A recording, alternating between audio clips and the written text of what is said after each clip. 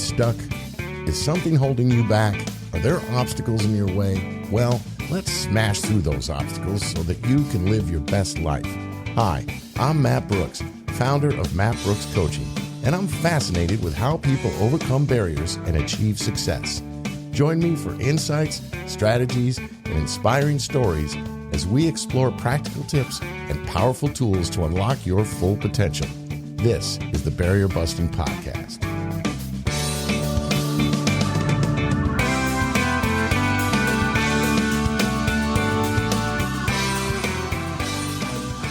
Well, hello once again, everyone. Welcome back to the Barrier Busting Podcast. I'm Matt Brooks, and I'm happy to tell you that we are done talking about habits. That was a long series on habits, but I think it was really interesting. We got to hear about habits from a lot of different perspectives. Now I'm going to start a new series of shows on the concept of pivoting, career pivoting, life pivoting. These are things that are becoming more and more normal, but also it's something that's, it can be very scary, very daunting, very unsettling for obvious reasons. So I'm going to do a series now where I'm going to talk about pivoting. I'm going to talk about ageism and pivoting in your 50s, which is extremely complicated.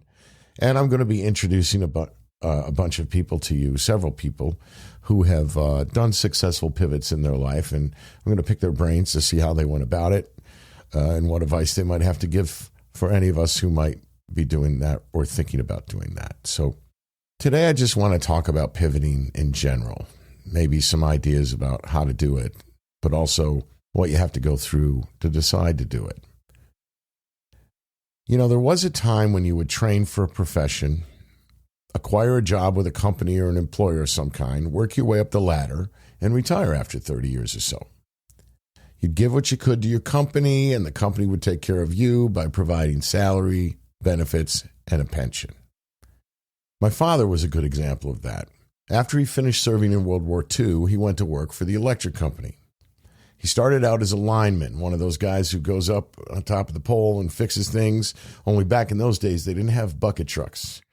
They had these steel stakes in the side of the poles that were like a ladder. And, my father and his generation would have to climb up that pole, even in ice, and work at the top of the pole. And all they had was a leather strap that would go around their backside and around the other side of the pole. I mean, talk about gutsy stuff, right? But that's what he did. He worked hard and he did everything he could to continue growing. That was one thing about my dad. He was always looking for ways to grow. So in that spirit, he volunteered as a right-of-way agent for the company. He served on the local school committee for 25 years. He volunteered in all kinds of capacities. And he ended up in a white-collar position as one of the people that ran the real estate operations for that electric company. He never made a fortune, but he did okay. And he was able to take care of his family. There was stability. And even a decade after his death, the company still provided health insurance for my mom. He came through with his part of the bargain, and the company came through with theirs. Well, as we all know, sadly, those days are gone. According to the U.S. Department of Labor, the average person will change careers, get this, 5 to 7 times during their working life. And approximately 30% of the total workforce today changes jobs every 12 months. It's truly a gig economy now, so we all got to stay on our toes. Mastering the art of pivoting is going to be essential for all of us to succeed. It sucks, but it is what it is. Of course, there are some positives to remember here, though. We live in a time where more information, in fact, most of the information we need, is readily available and easy to access. And there are so many new ways now to market ourselves that we didn't have in the past, to network and meet people, to get our names out there. These are just two of the advantages for sure, but regardless, pivoting can be daunting and scary, but it can also open doors to a more exciting future. So, why pivot? As I see it, there are three main reasons for a career or life pivot. One, you want to. As in, you want to pursue something else for whatever reason, but it's out of choice, not necessity. 2, you need to. Your situation is no longer acceptable to you. You just can't do it anymore. Maybe it's taking a toll on your physical and mental health or your family. You need to make a change. And 3, you have to. You've been pushed out of your job or career. You have no choice but to find a new way forward. Regardless of the why, there are some things you're going to need to do. First, for those that want to pivot, you're going to need to clarify your why. Those that both need or have to pivot already know their why, but those of you who are simply opting for change, you really need to clearly define what you want. What's behind this yearning, and is it enough to fuel you as you go through the rigors and the disappointments of the process of pivoting? For anyone who's making a pivot, there comes a time when, in order for it to have a chance of working at all, you're going to have to fully commit to it. Tipping your toe in the water here isn't going to do anything but test the waters. If you really want to make a change, you need to come to a point where you're all in. So anyone pivoting, but especially anyone who is choosing to pivot rather than being forced to, is going to need true clarity as to why. At this point, you don't need true clarity as to what you will end up doing, but your why must be fully defined and worked out. Regardless of your why, you will also need to craft a vision for your what. As in, what are you pivoting to? What are you going to do? Let me pause right here, however, to make it clear that the goal of your pivot may change several times before you find the perfect fit. That's natural. Don't be rattled if it happens. One thing I can assure you is that everything you do towards the pivot you think you want will serve as a benefit to the pivot you ultimately make. Don't worry too much about nailing it on the first try. Going outside of a comfort zone may take a bit of practice and a bit of getting used to. Don't be afraid to dream, but also don't be afraid to amend your dream as you amass more knowledge and skills. It's important when crafting your vision to forget the past. Did you hear that? Forget the past. Or should I say, forget past thinking patterns that are going to hold you back. Those habits you've gotten into throughout your life, those negative thought processes that you are so comfortable with. You're going to have to forget those. If you're going to make a new you, then you have to also be new. Shed any cognitive distortions from your past existence and think outside the box. Way outside the box. Challenge any reasons you might come up with that might hold you back. If you hear yourself saying the words, I can't, blah, blah, blah, because blah, blah, blah, challenge it or have someone like a coach challenge it for you. Why can't you? What would happen if you tried? Etc. More than anything, though, be sure to clearly think through and define your values and your priorities. What's really important to you? Who do you want to be? These are going to ultimately be the guiding principles as you go towards your pivot. Okay, so you thought through all those things. Time to get started on the pivot, right? Oh, wait a minute. We got a few more things to think through first, such as the big one, the elephant in the room. What are the financial ramifications of your pivot, right? How will you pay your bills while pivoting? Will you need training or more education? And if so, how much is that going to cost? How much are you willing to financially invest to make a pivot work? Also, what kind of time is this going to take? It could be a few months, and it could be a few years. How long is too long? And when do you know if it's time to repivot if things don't go well? You're going to need to define a clear cutoff point. So once you go through all those steps and you've committed to a pivot, it's time to roll up your sleeves and get to work making it happen. We'll discuss steps you'll need to take right after a quick break.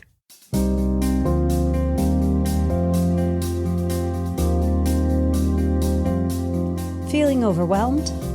Struggling to find balance in your daily life? At Matt Brooks Coaching, we get it, and we can help. With over 25 years of nonprofit executive experience and an MSW with a clinical focus, Matt Brooks offers personalized coaching designed to help you rise above your challenges and live your best life.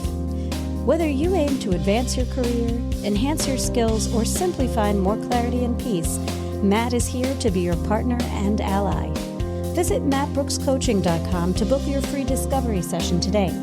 Take the first step towards a brighter tomorrow.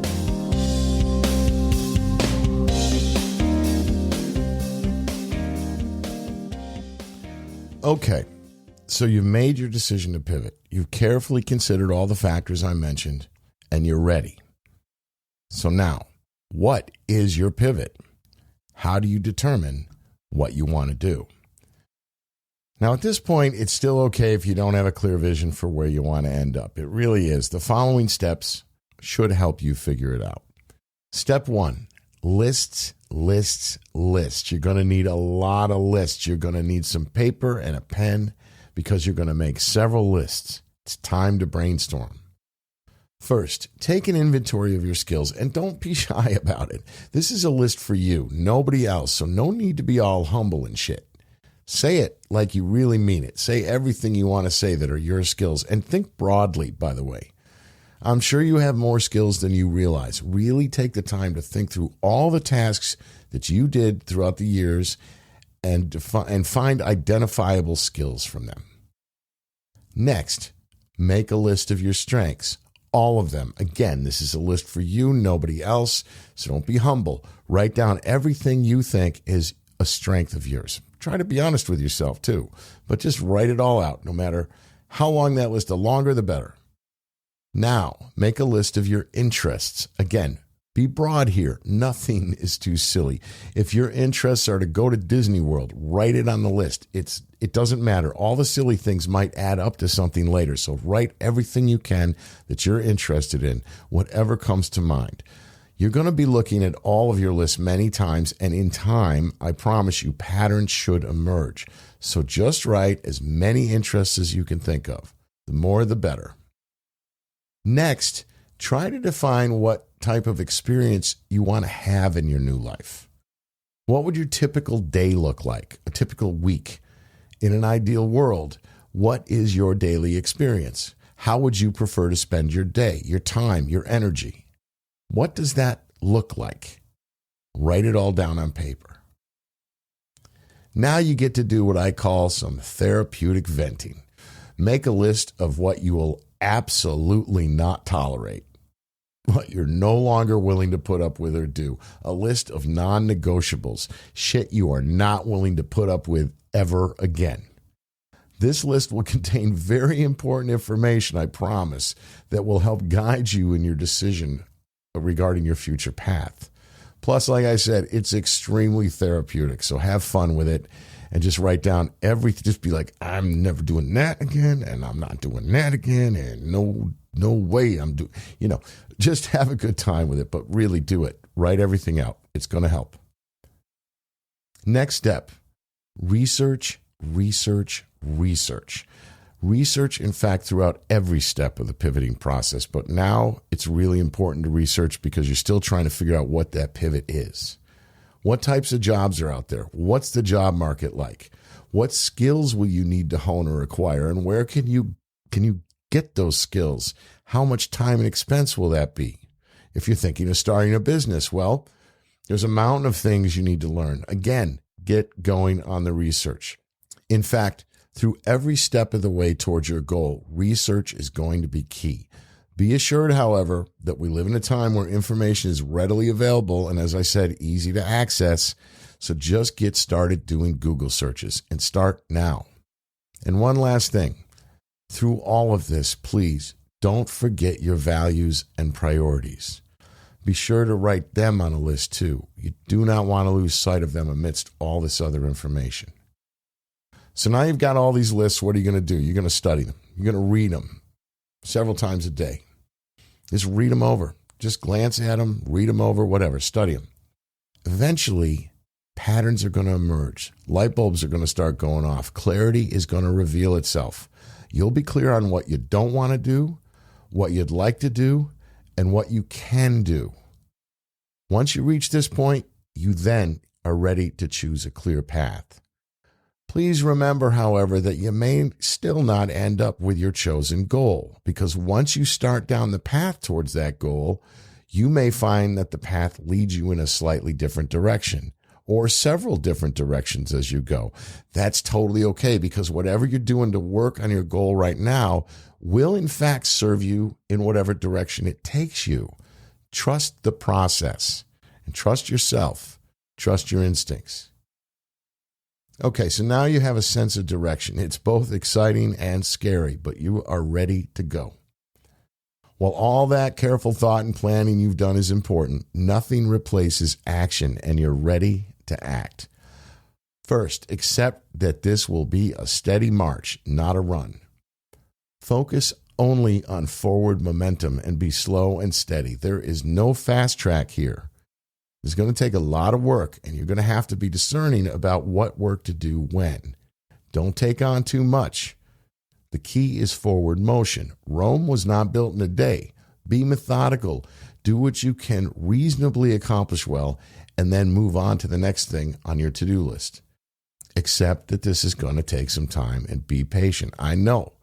Very hard to do, especially when you're watching those bills, ramp up and your savings account ramp down, right? I know it's very hard to do, but you got to be methodical here, and you got to accept the fact that this isn't going to happen overnight. Again, research. Now that you have a clear path, study everything you can about it. Read everything you can find. Listen to podcasts and watch relevant YouTube videos. There are plenty of resources available to help you with every step. Go find them and spend the time necessary with those resources. Determine if you need more education, and don't be hesitant. I went back to grad school as part of my pivot. Not only was it great intellectual stimuli, it was a kick going back to school after all these years. And it was wonderful. It really fired up my brain. So don't be shy about that. Whatever you do, however, just don't stand still. Keep growing. Keep moving forward. Keep that forward momentum. Now, you most likely will need to revamp your brand and update your materials. The key here is to just look as current as possible. This is where you might want to seek a job coach or a life coach to help you do that, give you feedback so that you can be as marketable as possible in our world today. You also want to create what's called a bridge narrative. Okay, so go back to your list of skills and figure out how they are transferable and relevant to your new goal. And as I mentioned before, when it comes to skills, they aren't just specific to your old job. Think about those skills from a more broad perspective. What do I mean by that? Well, you were in management, say. If you were in management for a long time, you dealt with a lot of people, all kinds of people. You have unique insights into human behavior. That's how I mean take a skill that you had and think of it from a broader perspective, okay? You're also going to want to develop an elevator pitch for yourself. And if you don't know what that is, just Google elevator pitch. You're going to see tons of stuff come up. You'll find plenty of tutorials about how to make one. It's just a few short sentences that really encapsulate who you are or what it is you're doing. You're going to need one. You're going to have to sell it, and you're going to have to sell you after all. So get an elevator pitch. Here's one. Seek mentors. Seek mentors who will guide you, and seek peers who will support you. You can't do this alone, nor should you. There's people out there. Use that community around you to help you move forward. Just start small, one step at a time. If you want to start a business, for instance, perhaps you begin by researching the legal side of things. Should you register as a DBA or an LLC, for instance? What are the applicable laws and regulations in your state? Or if you're planning on finding a job in another industry, maybe you just start by focusing on revamping your resume. Do one thing at a time. Don't overwhelm yourself. This is going to be a bit of a slow crawl.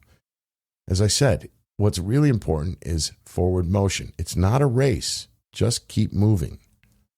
Know that you're going to face obstacles. There's no getting around that.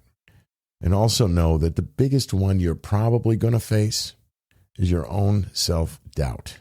Fight that. Believe in yourself. You're your best ally. Go for it.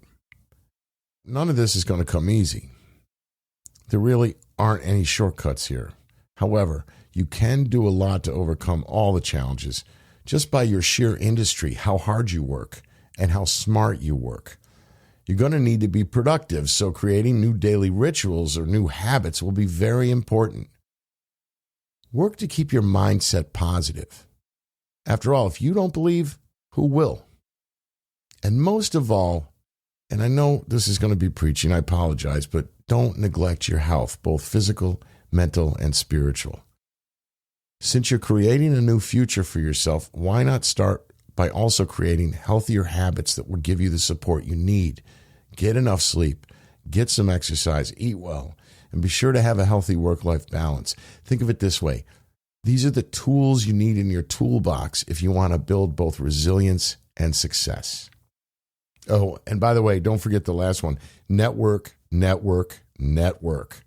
And not just to the people you know. Get out there and meet new people. Attend workshops and conferences. Give a business card to everyone who will take one. The world needs to learn about the new you. That's all for today. I know it was another short one, but I think we got a lot of good information in there. Next week, though, I'm going to get a little heavier. We're going to talk about ageism and pivoting in your 50s, what it's like, and what to do if you're in that unfortunate position. The numbers regarding workers over 50, or should I say those who are out of work over 50, are astounding. You won't believe it. So be sure to tune in. As always, if you've enjoyed this, please hit the subscribe or follow button, and you'll be notified every time I drop a new episode. Thank you so much for listening. Be well, and I'll catch you next time on the Barrier Busting Podcast.